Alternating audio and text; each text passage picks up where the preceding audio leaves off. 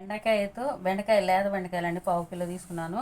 పచ్చిమిరపకాయలు పచ్చడి చేస్తున్నాను. రోటితో పని లేకుండా పచ్చడి చేస్తున్నాను, చూడండి మీరు.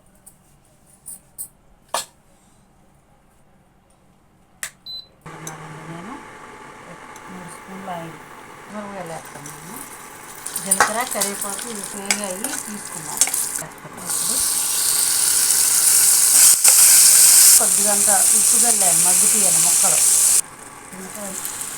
బెండకాయలు మగ్గిలు తీసుకున్నాం, కొద్దిగా మగ్గించుకోవాలి. తక్కువ వేస్తున్నాను, కొంచెం వేసి ఎల్లిపాయలు వేసుకుంటాను.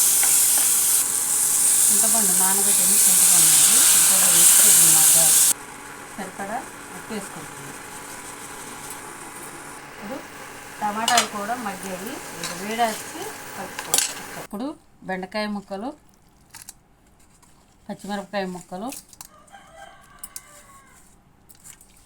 ఇలా కలుపుకోవాలి. బాగా ఇలా పిసకాలి, బాగా మెత్తుకోవాలి చేత్తో. ఇప్పుడు టమాటా ముక్కలు, చింతపండు గుజ్జు కూడా వేయించింది కూడా ఇలా కలుపుకోవాలి. వేసుకొని చీలికలుగా వేసుకొని తింటే బాగుంటుంది.